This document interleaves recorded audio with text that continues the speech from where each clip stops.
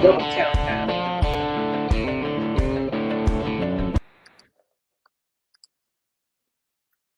Hey everyone, welcome to Flavor Talk with the BBQ Pro Shop Factory Team. I'm co-host Brian Neal, aka Mr. Freak of Smoke Freaks Barbecue. Hey everyone, I'm Ann Neal, otherwise known as Ms. Freak, and together Brian and I are the tongues and testers behind the Factory Team Flavor Guide at BBQ Pro Shop, the world's first and only online seasonings decoder and buying guide. And joining us in flavor is our partner Jeff from BBQ Pro Shop, going all the way back to 2019. Say hello, Jeff. Hi. Hello, everybody. Great to be here tonight. It's a frosty night in most of the country, but we are joined by Phillip Breeden of LC BBQ, and he is one of the most successful cooks out there right now doing the whole barbecue food sport thing. Hey, Phillip, how are you doing tonight? Man, I'm doing great. Appreciate you guys having me on. From what I understand, it's a little frosty down in Texas tonight too, huh? Is that right? Yeah, the North came down to visit us a little bit. We've had some teens here the past couple of days, so yeah, don't get that too often. It's been fun. Yeah, I know the teens are no joke when you're in Texas. So for everyone tuning in tonight, we have got a great conversation in store because Phil has put together a super impressive line of products that are all about flavor. And we are going to dig in on how you can use some of them in your own cooking, whether that's for competition where Philip has made his name or out in the backyard. And along the way, you're going to get to know Philip if you don't already.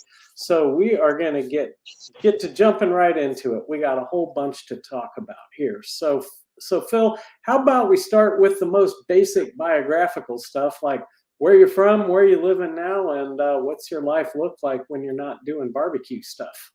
Yeah, for sure. So up until about 4 years ago, I'm born and raised in Southeast Texas, Sour Lake near Beaumont.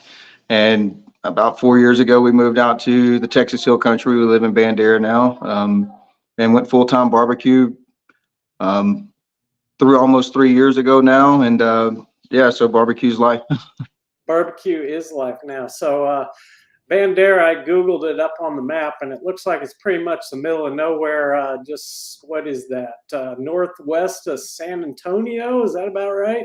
Yeah, west, northwest, about an hour outside of San Antonio. Yeah, pretty much near the heart of the hill country.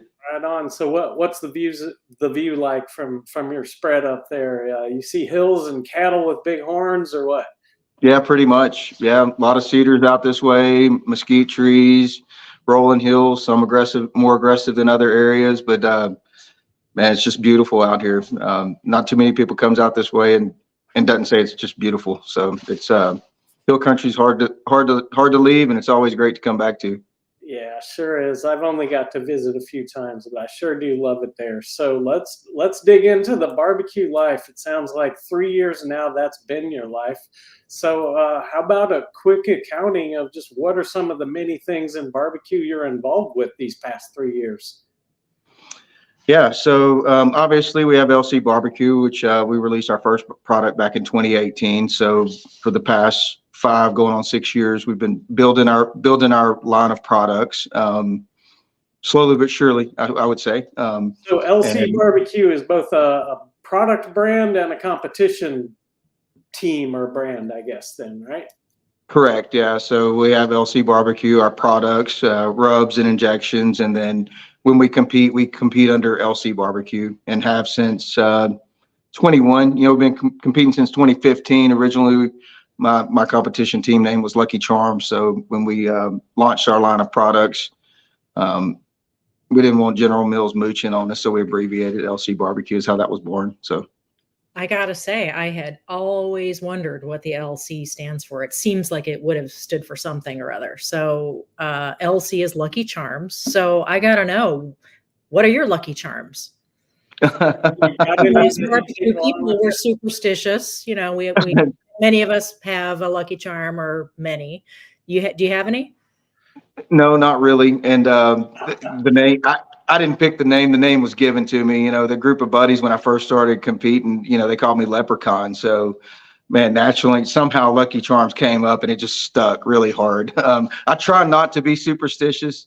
The only thing I consider that would be lucky, man, I've really put a lot of thought into what socks I'm going to wear to awards. So Okay. that's about as superstitious as I get. Gotcha. So You got can your we- walking socks. Those are your walking socks. Yeah, I know, for me, I got a bunch of Lucky Charms, my Lucky Lighter. I won't go on and on and on because I can't. No, it's good stuff. I It's gotta good stuff. I made it a mental note to not have those because, at some point those can eat you up, right? Because then you're like, man, I didn't do that at 8:15 something, and I didn't want to be attached to anything like that or get in my head. So I tried to make it my best move not to get tied into superstitions. But for the teams that have them, it's really fun. All the different interesting things there are. So depending on how the cook goes that day, it's probably going to dictate what pair of socks I pick to go to awards in. You are a smart are man. already sounding off on They're their sounding Lucky off Charms. with their Lucky Charms, and Phil, you are a smart man because as smoke freaks, Brian and I have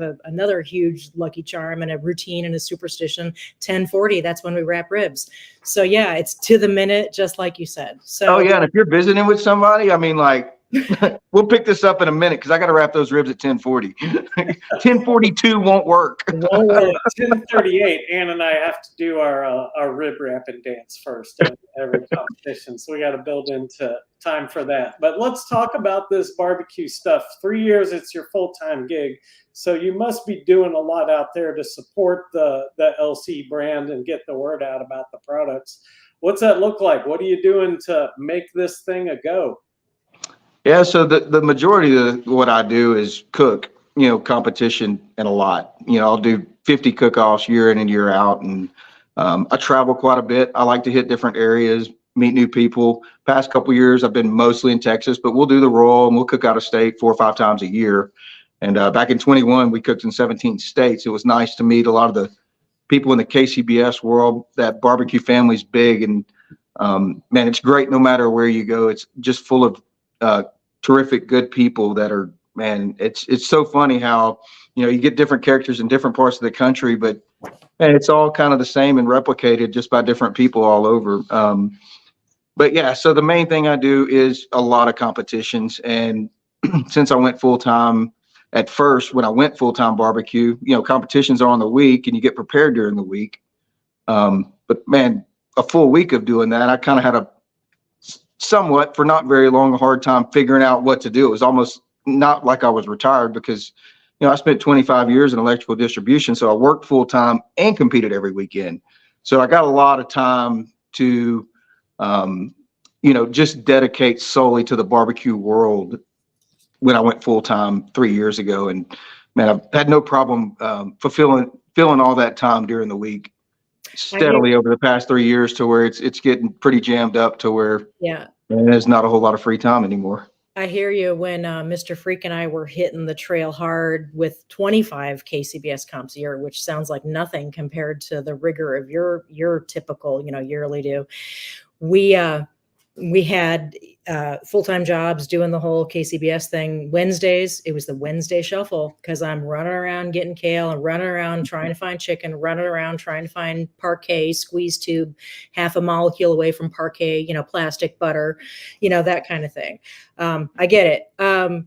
So how did you get into this crazy business of comp barbecue, driving around, finding all the meat, driving around the country, cooking for strangers in a parking lot, hoping to do well? How did that come to be? Yeah. So, my first comp was in January of 2015, and in the fall of 2014, like I do year in and year out, spent a lot of time at the deer camp, and that particular fall I had a buddy out there, Rob Rogers, and we're hanging out at the deer camp, and they had an offset out there. So, man, it's nothing funner than, man, let's cook some barbecue. I've always loved to cook my whole life, but not really barbecued a whole lot, grilled off and on, nothing really serious. But, and we were cooking 2 or 3 days a week out there, feeding people. And of course they loved it. And he's like, man, you ought to do a competition. And I'm like, man, they have those? And he's like, oh yeah. So there's one next month. I'll get the info. I'll get a sign up. I'll help you and all that stuff. Well, okay, do that. And he did, and we went and did that comp. It was in Silsbee, Texas. It was a Go Texan, and they had 19 teams.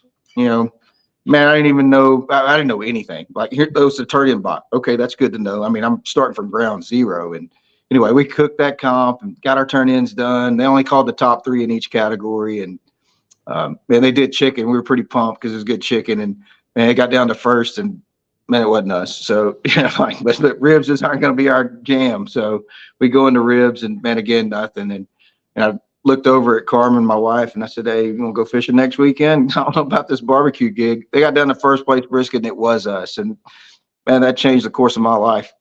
Hook just like that. I love that story, and people who have, been around the barbecue game have probably heard a version of that story or experienced it themselves probably 100 times. And in fact, Ann and I got started the exact same way, right about the exact same time, except it was up at a little Chicago comp, about the same number of teams, and we got our first place in ribs, and we had probably not as elegant of a cook as you had, it sounds like. I was absolutely fighting through it. We had no idea what we were doing. We had an alley picked together, and I knew the 3-2-1 recipe and how to wrap stuff with mustard, and somehow fought my way through the wind when that little smoker wanted to run 350 degrees. So I abandoned 3-2-1 real quick and somehow managed to win that. And Ann and I've been cooking hot and fast ever since. Yep. And like pretty much everybody in the barbecue world's got a story like that, or they're fishing. Yeah.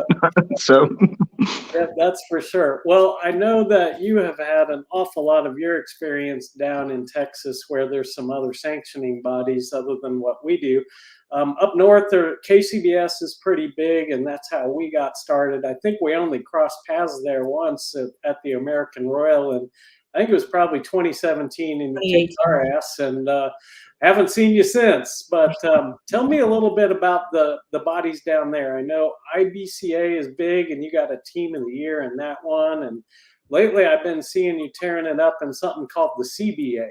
So yeah. Maybe you give us a rundown of what those two formats are about, what you cook, and what's a weekend like out on those trails.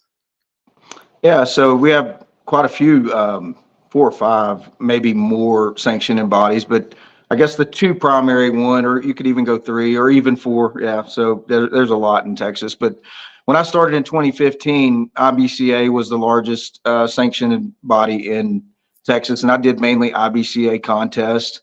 You had Lone Star, which you still do, but they were kind of mainly in the hill country, and at the time I didn't live close to those, so I didn't do a whole lot of them, and I mainly did IBCA. In 2020, maybe 2020, I think CBA was born, if I got my years right, which is Champions Barbecue Alliance. Some members, anyway, it kind of formed their own one and had a different vision of what maybe Texas barbecue competitions would look like. Doing all the years at IBCA contest is a 3 meat, chicken, ribs, and brisket. And these days, man, no garnish. You'll do one half chicken in a box with a piece of foil laid in the bottom. Ribs, you'll do 8 ribs parallel to the bone with a piece of foil in the bottom, and 8 slices of brisket.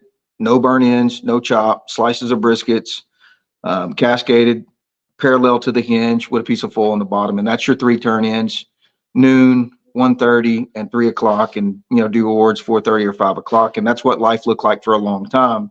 That's a luxurious turn-in window compared to some of the some of the bodies out there, isn't it? Yeah, for sure. So 15, 16, 17, 18. That's all I pretty much did was IBCAs. In 2018, I went and did my first KCBS, which was the American Roll, and you can imagine, going from a 3 meat, 12, 1:30, and 3. Everybody in Texas panics, going, man, I don't know how we're going to make turn-ins. It's every 30 minutes, there's 4 meats, and it's mass chaos.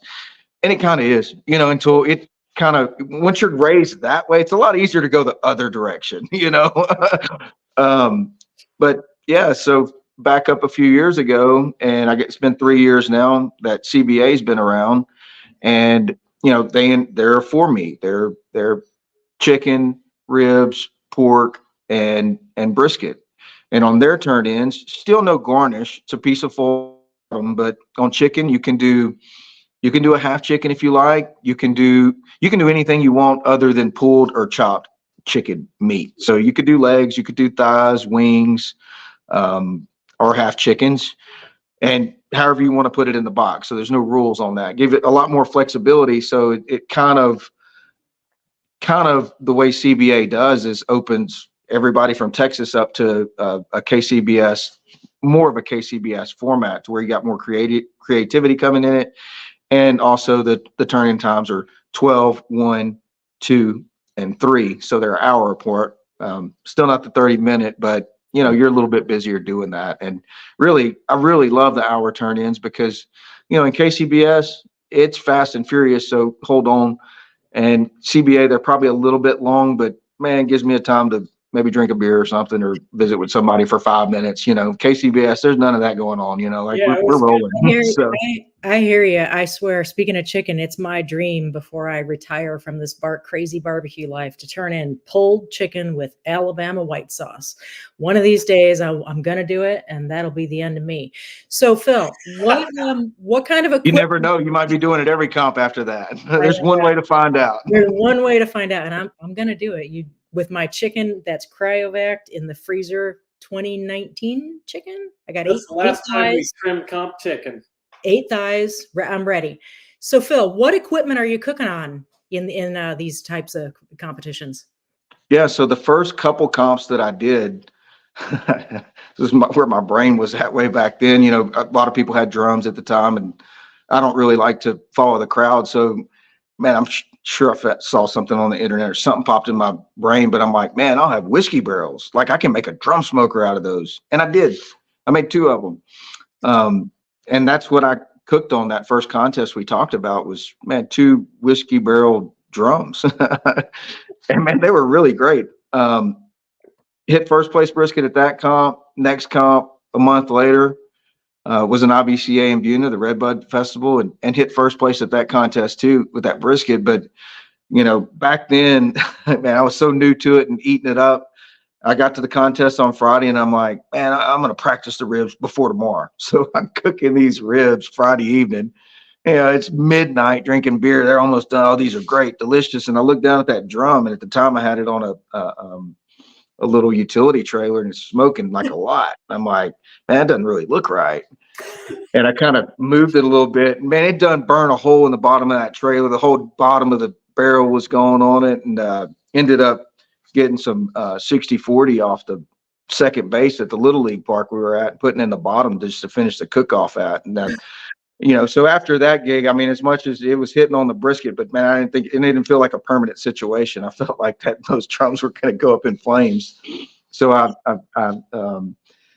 man, I'm like, I really want to offset is what my brain, I think I want. And, man, I had looked at the pit makers, and those were nice. And I even talked to those guys, and they're like, oh yeah, it's about 6 to 8 weeks. And man, I'm not real patient. I'm like, that's way too long.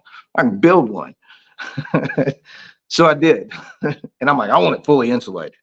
Anyway, I built a fully insulated with similar dimensions to a pit maker sniper, 4-foot cooking chamber, 2-foot firebox, fully insulated, offset, reverse flow. And that's what I've been cooking on ever since, primarily. If I travel, I'll cook on some drums. They're easy to borrow. I've got a little 30-gallon on the porch right now that I play with on chicken and stuff. I get bored, so I like different stuff. But my workhorse has been that offset that I built back in 15. All right. Well, I got to break in with a personal invitation you got from the audience tonight.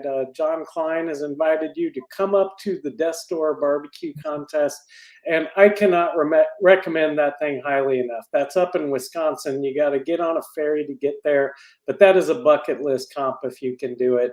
It's one of the most beautiful places I've ever been, and they even got a beach full of these crazy rocks that are like the softest rocks you've ever seen. So if you could ever do it, get up there in August and come to Death's Door. I would love to. John, how you been, man? Good to hear from you. John was at the Rec Tech Academy when I was there a couple years ago, and had a great time. I would love to do that cook-off. I've got some friends that have. Kit Parton, he went up there one year, and as I understand, if I'm not mistaken, it has a reputation that the judging can be very brutal if you can put up with that. But just a bucket list cook-off, I hear great things about it. Yeah, that's anything north of I-80 in this. Yeah, it's the rule. North A. Yeah. We've been on all sides of that. Yeah, they're The so only ones that don't hate it is the ones that do good at that contest. So yeah, we were always pretty good in Wisconsin for whatever reason, but man, we Except get when our we asses weren't. handed to us in some other places. Except when we weren't. All right, except well, when we weren't. Fluke. when we weren't. That's everybody's story, right? Right. Suffice to say, you've had an awful lot of success in the world of comp barbecue with dozens of wins and championships and a team of the year and world food invites and all the rest. And if I understand it right, every one of your LC barbecue products is kind of a spin-off of your competition exploits. So I'm hoping we can dig in on some of those products and how people listening can use them to make their own cooking magic, a little bit of shigging, if you will. Does that sound good? Yeah, for sure. For sure. All Yeah. right. So Well, yeah, go ahead. no, you go ahead. Well, I'll let you it sounds pave the like path. the competition trail is really a big part of your R&D process, but I'm wondering what made, I guess I know the answer now that you told me you made your own pit, but I was wondering what made you initially want to go out and make your own stuff when most of us are really content to play around with the massive universe of stuff that's already on the shelves and everywhere from Home Depot to Barbecue Pro Shop to Ace Hardware. But you Yeah, went out for and sure. made your own. So what was up with that? Yeah. So we'll go back to that first cook-off real quick. And it was far from elegant, like you mentioned earlier. In fact, I think Rob, he's like, man, you can do anything you want on chicken and ribs. I'll take the lead on brisket. I'm like, okay, good idea. So obviously we didn't walk in chicken and ribs. That was, my lead, my genius idea. And, that first year of cooking, I kind of got the ribs figured out a little bit, and the brisket was always solid, and the chicken was not. It was hurting me. I wasn't walking in chicken, so it was my weakest category for a year or two or whatever, and I had the hardest time putting that one together. Tried a lot of different products, and I'm sure it wasn't the products, but I just kind of got hard headed a little bit, and I'm like, let me start throwing some stuff together and figuring it out. What can it hurt? I'm not doing any good, and I kind of did that. I figure I probably got lucky, just learning, and it was just out of pure frustration of not being able to win. And man, I kind of created foul play at that point, and I had no intentions of that being a product or even thoughts of the product world or anything. It wasn't a grand scheme, but I ran that for a couple of years, and I won a lot of chicken with it. And in fact, it became my best category. And I don't know. But one day I got the bright idea of like, man, that would be cool if I would put it in a bag and then have a label on it and sell it. That'd be kind of cool. And at the time, the thought was probably like, man, it's either going to work or it ain't. It was definitely not a thought process of I'll just build an entire barbecue line of products. So But I did. Go what's ahead. foul Sorry. play and how do you use it and who's buying it? Yeah. So foul play is our chicken injection. That was our first product that we released in 2018. Man, when I released it in 2018, I had just like awesome support out of everybody, mainly in Texas, because I cooked a lot. Obviously, I cooked a lot and won a lot. And man, you guys know, as soon as there's a product that comes on the market they see somebody doing well, man, they're going to try it. And if they do well, it kind of catches fire. And foul play kind of did that. So I think foul play's had just a strong presence especially in Texas. Since it was launched in 2018. And, in 21, I did like 40 KCBS, cooked in 17 different states, met a lot of great people, and put a name to that face of LC barbecue that a lot of KCBS folks had heard of. But, man, it's just, there's only a million of them out there. And it didn't mean anything. But when you meet somebody to them and then you give it a shot, like, oh, wow, that's good. And I won. So, that's how our presence and our I guess our MO to our line kind of started, was through foul play and injections. And I would say that we're greatly known for injections. We built the line through injections first, and then a few years ago started launching rubs, which are necessary. At the time, I felt kind of saturated on injections, and the natural progression would be to go to rubs and slowly build in those. And, the thought process now is to build a complete product line, including sauces and glazes, that you can just go to that shelf and need nothing else to run a comp. So the foul play, if I was going to use that for next time we cook those 3-year-old chicken thighs, how do I use that stuff if I want to do well? What do you mix it with, and how much, and what do you do to it with it? Yeah. So, man, when I designed it, when I was in the kitchen creating it, water was my liquid vessel. So, man, it works very, very well with water. But I also like chicken broth. So those are my two favorite liquids. You know, 3/4 of a cup to a cup of it to 32 ounces of either water or chicken broth is going to get you right where you need to be. Does it in my need to be opinion. that sulfur tasting Texas water, or the bottled water work okay? If you can find it. Yeah, bottled water is great. I mean, I don't have anything against tap water unless it smells like sulfur. So If you're yeah, I'm Mr. not. Freak, you have something against tap water when you're making injections back in our KCBS heyday, right, Mr. Freak? Consistency, repetition, predictability. We have to have the same bottled water.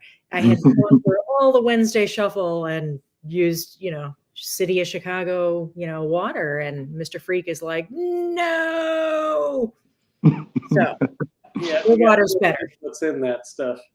I've won with tap water. I've lost with tap water. I've won with bottled water. I've lost with bottled water. Just don't use the water that comes out of your RV tank. That's my advice. Yeah, I probably wouldn't suggest it. I wouldn't suggest it either. So Phil, right around this time, I think you have 5 dry rub seasonings, and I think 7 injections, brines, phosphates, that type of product. And the flavor guide over at Barbecue Pro Shop is for the dry seasonings. Other formats, part of our roadmap coming soon, perhaps. But Nice. Speaking of the flavor guides on the Barbecue Pro Shop website, let's dig into some of those for your dry seasonings. We're going to talk about maybe a couple, if that's okay. Yeah, for sure. Last call, magical rub right here.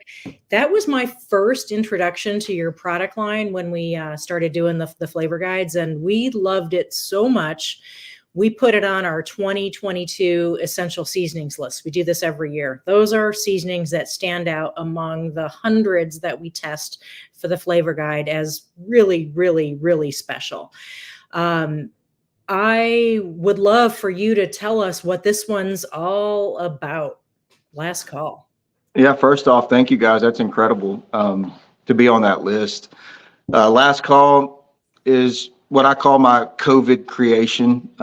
It was in early 2020 when I was, that brainchild came to my mind, and I started playing with. And as everybody knows, a lot of the country got shut down, and there was a time where nobody could even leave their house. So you got weeks, you can't go to work, and it was crazy times. And me, like a lot of other people in America, what else you gonna do, man? Let's cook something.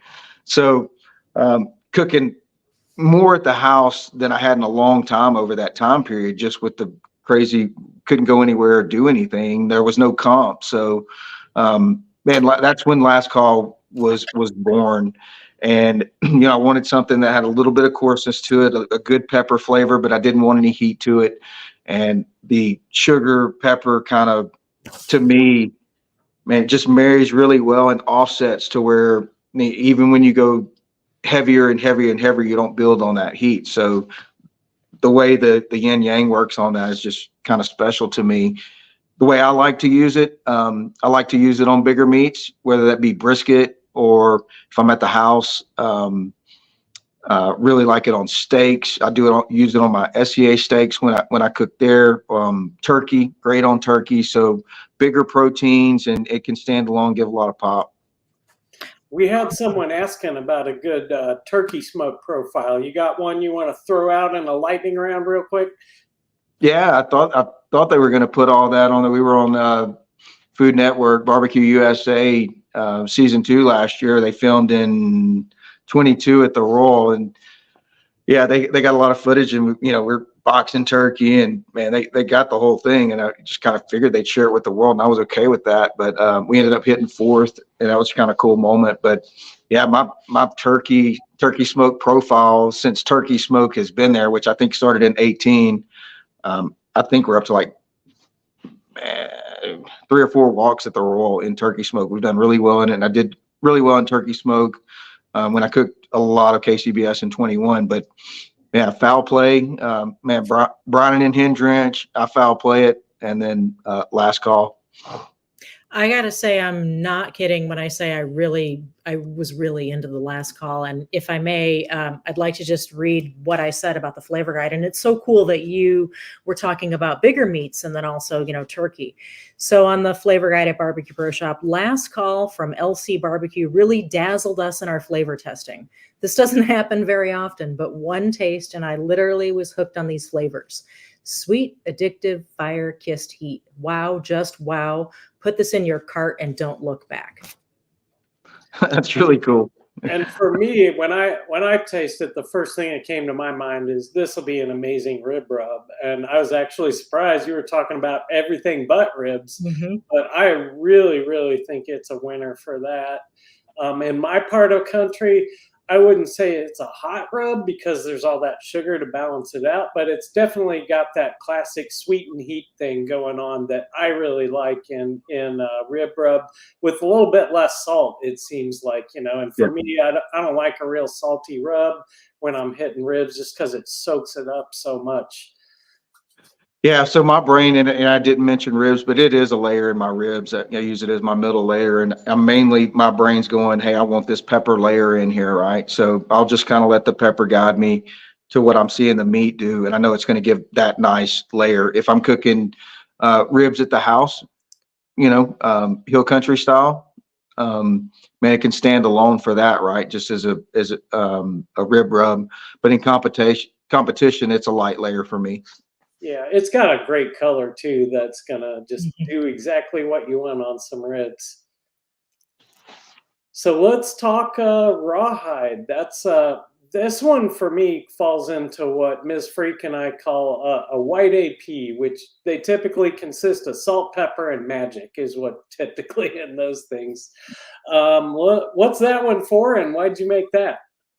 Yeah, so rawhide was my first introduction to a rub into the market. And, at the time it was just a natural progression to where my brain couldn't go much further with injections at the time. And I'm like, man, I've got to start working on some rubs. And in my mind, I picked something I thought would be pretty easy, like an AP or whatever. I wasn't trying to reinvent the wheel, but I just wanted a solid all-purpose rub to give me a good base layer.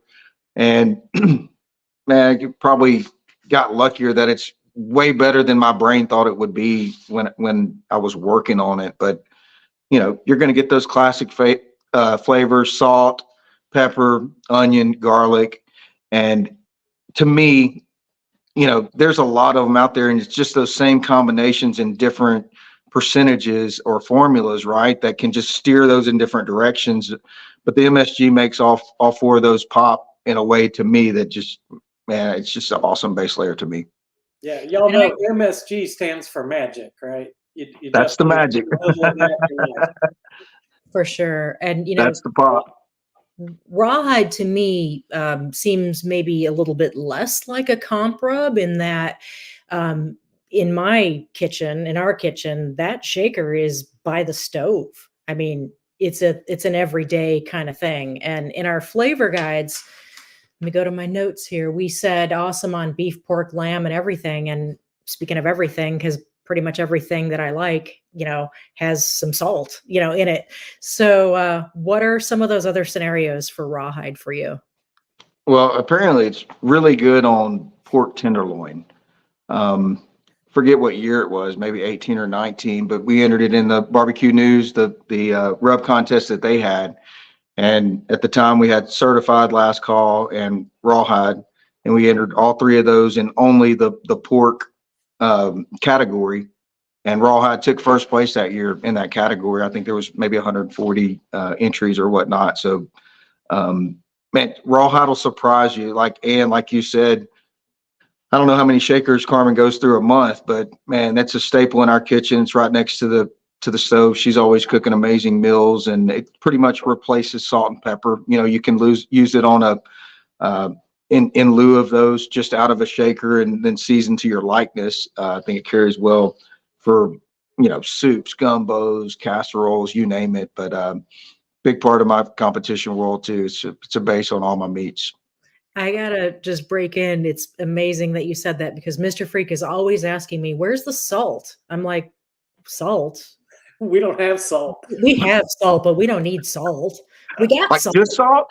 We've got like 400 versions of salt.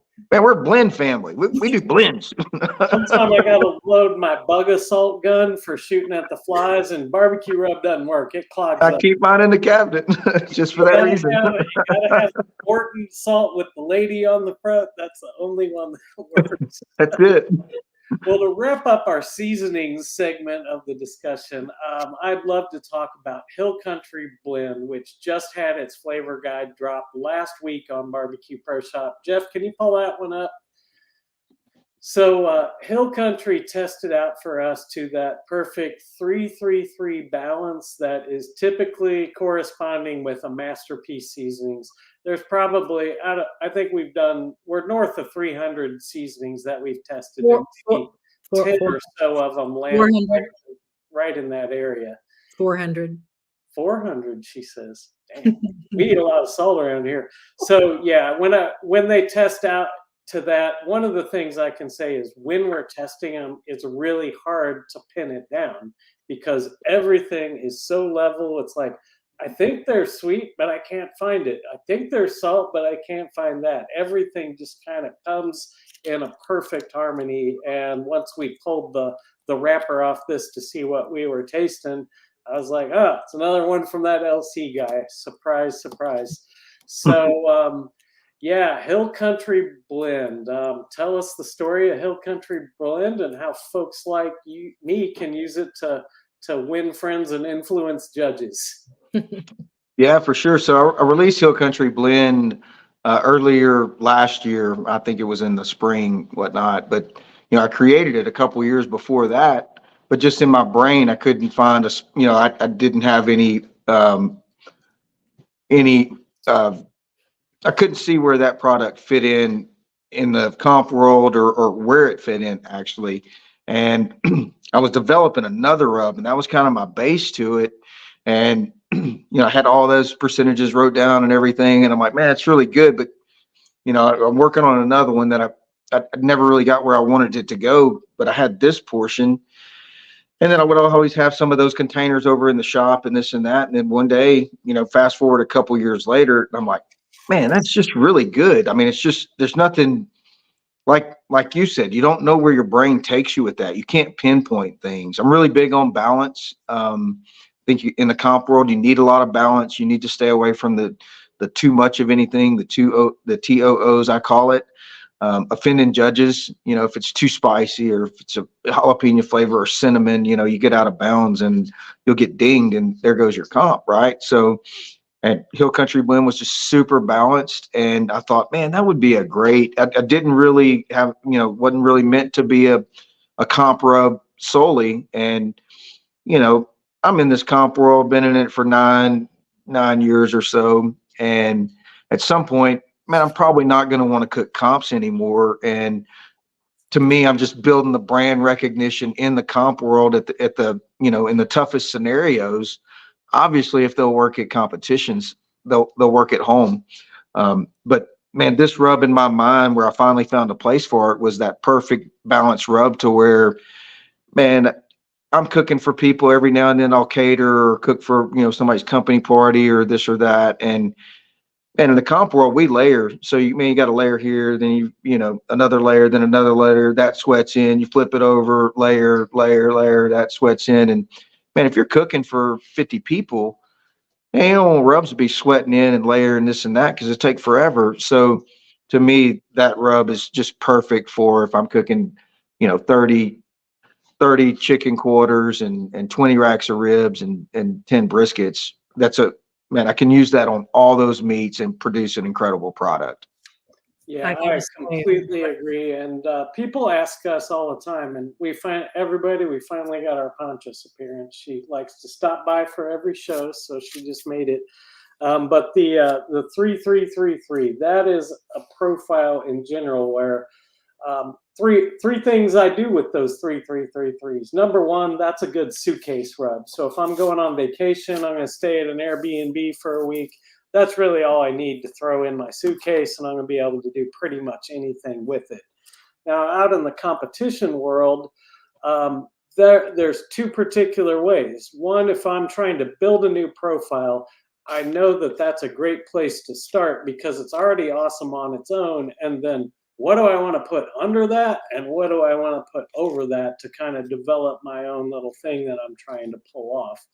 Or if I've got a profile that has potential and I feel like it needs to be fleshed out, it needs to be bigger, I know I can put a 3-3-3-3 in there and it's not going to upset that balance that I'd already worked so hard to get.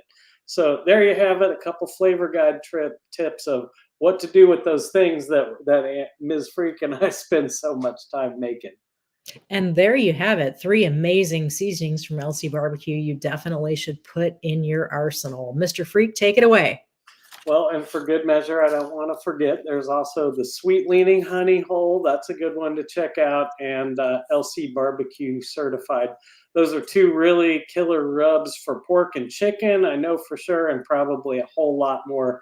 But we got to move on because Phil's got a whole nother live stream coming up in a while called the Chicken Fried Podcast. That's 8 p.m. tonight with Mr. Chicken Fried. So check that one out later on. You get even more of Phil, and I'm sure he's got a whole lot to say. But let's move on to the deep lineup you've got of those injectable products that you started with. And we'll start with the question I got the most when I was doing my R&D for this show. You got pretty much 2 everything, 2 chicken, 2 beef, 2 pork. What's up with all the twofers? Yeah, so run down the quick injection line real quick. But Foul Play was our first product as our chicken injection. And, my brain naturally went after that. If I'm going to build this line, well, we'll start working on, you got pork and you got beef. So I started working on beef injection. That took, I don't know, 8 or 9 months. I test all these products on tour in the comps. If I can't win with it, man, why should I expect you guys to win with it or be able to sell it that way? So I vet them on the competition trail before they're ever released. When I was looking at releasing that brisket injection, I had 2 that I was kind of like, man, torn between. They're both really good. And this one, I don't know. And anyway, I ended up releasing Play Bull as my first brisket injection. Then I started developing pork, and Boss Hog was born shortly after that. Well, fast forward a couple of years down the road, and I'm like, where's my brain go? And man, I really had kind of like looked back to that brisket injection, that other one, and I'm like, man, I really like that one too. You know what? I'm gonna release it too, and then people can figure out what they like better. They're both great. So Angry Bull was released, and the best way I like to explain that, if you want to put them in buckets, because a lot of people like to put things in buckets, but Play Bull has a little bit more going on than Angry Bull does. Angry Bull's a little bit more smooth on the corner. So, man, when I make recommendations of people, Play Bull, I say it's great if you cooking a select or a choice, you really want to amp it up and hit a little punch, and maybe Wagyus and primes. And Angry Bull's got smooth corners, so maybe that brisket doesn't need quite as much help. So that's the general breakdown of those 2. And man, kind of the same thing. A couple years later, I've got Boss Hog, and really I ended up developing Butthurt, honestly, to compete with Boss Hog, because I think at some point, especially in Texas, the comp scene gets pretty saturated with the similar profiles. So I wanted to pull my pork in a different direction. To give something to compete against Boss Hog is why that was created. And then on the chicken products, hen drench is our brine. So we have a chicken injection, we have a chicken brine. People do inject with hen drench and do really well. Man, it's really great as a beer salt. And the past couple of months, I've been using it on my beer, and I'm like, I need to really put this in a shaker and like have beer salt, because I can't find a better beer salt than this. Hen drench is I probably use more of that product than any of my others. And if I could only use one of mine at a comp, I'd probably pick hen drench. So I gotta say, Phil, I had one of those skirt moments when you were talking about brisket. So are you trying to tell me you can get away with cooking a choice brisket down in Texas in a competition? Oh yeah.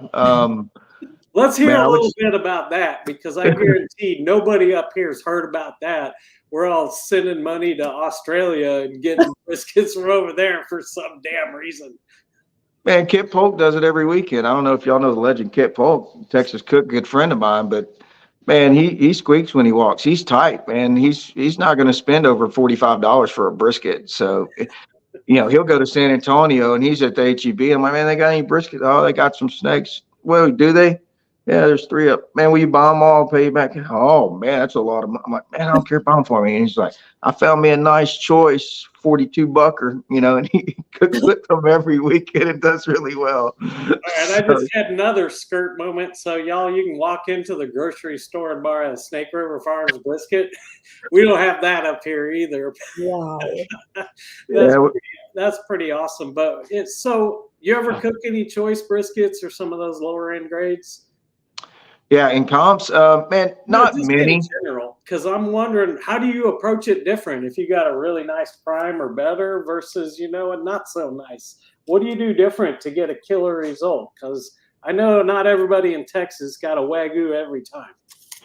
Yeah, I mean, we can just kind of tackle that question as if we're cooking at home. Like not every weekend do you want to, or if you're cooking at home, maybe you don't want to cook $150, $200 brisket, and you do want to cook a $50 brisket, right? A choice, and to make that a quality product. So, man, I'll just pull back on it. Like, I'm not going to punch it as much as I would at a comp, because we all know we're going for that one bite at a comp. And even my comp brisket, I try to be more on the end. I try to push the limits to as much flavor as I can to make that person still want to keep eating pieces. I don't want them to go and think, whoa, but I don't really want another bite. I think that's when you've gone too far.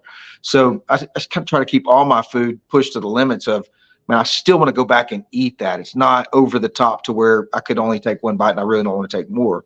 And the same approach with, if it's that choice brisket, man, I'm going to pull back just a little bit. I'm going to treat it a little bit more tender. I mean, when you've got all that marbling in either a well marbled prime or Wagyu brisket, man, it gives you a lot of flexibility. You're not going to dry that thing out, and you just got a pretty big window with that stuff as far as eating wise. But yeah, on the choice, you don't have near as much marbling or fat content to work with. Let's talk about one more product.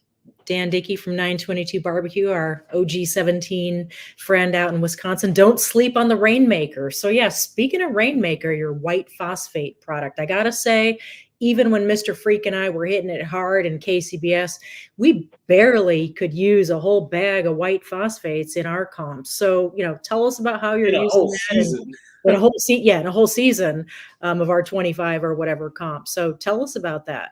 What is it for? How do you use it? Yeah, so we've got phosphates in our injections, and all Rainmaker is that poly blend that we've used in there, specifically designed for big proteins. Your chicken, your pork butts, your briskets.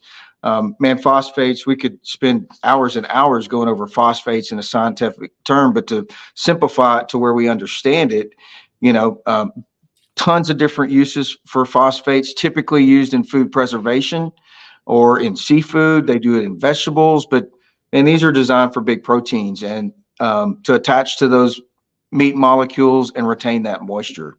Man, I don't know. In the comp world, man, most folks I know are pouring the phosphates to them. So, and there was in my mind, it kind of late to the party on that, but man, why not have those phosphates I've got in those injections and have them available to comp guys that want to add more phosphates to it? And man, I do believe is a tenderization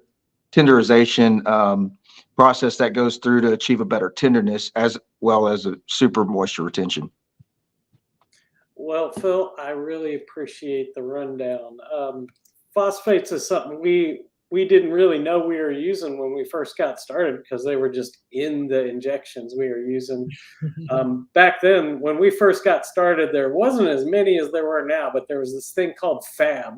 You remember Fab? Did you ever hear of that one? Man, I remember Tab. I think that's a soft drink. The Fab. Yeah. Fab was different, but yeah, people. Then all of a sudden they were just blowing up everywhere. Butcher's had his stuff out, and then Cosmos, and then all of a sudden we're like, oh, I guess you got to inject stuff if you want to try and win in this game. So yeah, we got into it too. I don't really do a lot of that at home cooking, but I don't know. What do you think? You got one of those $40 briskets. Is that worth pumping it up with something? Oh, 100%. So when I'm adding extra phosphates to either my injections or using them alone, a tablespoon to about 20 to 24 ounces of liquid is that ratio that I find is optimal. And that's a guide to what I recommend as far as using it. And that they go into our Thanksgiving turkey every year. I just think it just does something special to that with the moisture level. We're going to go foul play and we're going to pump it up with some Rainmaker. Yeah, y'all Nobody shakers wants hear nobody that? wants a dry bird. Made in Turkey. I heard that. Bird. That's awesome. Well, what's next for LC Barbecue? When you're looking out over the next quarter or half year, what's on your plate? Yeah, I try not to put deadlines on my stuff. Last year it was a goal of mine to work on sauces and glazes and get something to market by year's end, which didn't happen, and much slower pace than I had liked. But we made some improvements on that. We're getting somewhere. So I would see, without deadlines, depending on how the products respond in comps or whatever, maybe late this year, we might have some sauces and glazes out there. That's a natural progression. I'm working on a couple different rubs on the side. I wouldn't expect those with one of them could be ready in the next 3 or 4 months or whatever. And then I do have another chicken injection brainchild working in there. So a lot of busy stuff going on, and depending on when they come together, when they might hit the market. So definitely don't try to put deadlines on there because I fail on those every time. All right, no deadlines here. How about some of the big competitions? You got plans for any of those where folks listening can come out and say hi, get to know you? Yeah, for sure. I think I can go over the rundown pretty quick in my head over the next couple months, but we'll head this weekend over to Tomball and do Hold'em and Hit'em, a CBA event over there. It's normally around 100 teams, super event. We got 100 teams, y'all. That's just an everyday weekend in Texas. Yeah, it's not one of the bigger ones, but it's a nice one. There's I don't know how many are over 100 teams in Texas a year, but quite a few. But then we'll head over the next weekend to San Antonio Rodeo. I think it's around 300 teams. I've got my class. I do comp classes, and this year it's scheduled for February 3rd and 4th, and that class is full. So we'll have our comp class. We'll go to Smoking on the Rio in Mercedes the next weekend. That's a couple hundred to 250 team comp. The weekend after that is CBA World Championship, their banquet awards and once a year cook-off World Championship. I think they had 140 teams last year. And I think the next weekend is Houston Rodeo, Houston Livestock Show and Rodeo. Well, everybody up here in the north, we always complain that there aren't all that many events. Y'all can move down to Texas and do all the events you want, but you still got to drive just as far. That's the moral of that story. So on our end, Ms. Freak and I, we're putting the finishing touches on our competition steak and ribs class coming up this Saturday, the 20th. We sold that out last week, so thanks to everyone coming to that. And then we are heading up to fabulous Green Bay area in Wisconsin for one of our favorite and coldest events of the year. That's Frozen Bones Steak and Rib Championship up in Van Dyne. That's hosted by Tim's Full Belly Deli. Tim's an awesome dude. Anyone who's within striking distance of that event, I highly recommend it, especially SCA cooks who are going to do ribs down at Worlds. We don't get to do a lot of ribs in SCA, but this will be a great tune-up. If you can make those Wisconsin judges happy, you got a great shot rolling into Worlds. And my advice is get you some of that last call and try that as you're working out your recipe. So one other thing I think we got to talk about, Ann. What's that? I love it. One other thing. We have just placed our order for our Lucky Lighter 8.0, our 8th annual edition. The invoice was paid today. They will be there in time for SCA Worlds in Fort Worth in March. And we can't wait to see our barbecue family and SCA family on the trail soon. Well, thank you, That's everybody, awesome. for tuning in to Flavor Talk with the Freaks with Mr. Phillip Breeden from LC BBQ. And I really sincerely mean it. These are some awesome products, and you owe them to yourself to give them a try. We hope to see everyone back next month for Flavor Talk with the Freaks. Have a great night, everybody, and stay warm. Good night, y'all. Night. Good night, everybody.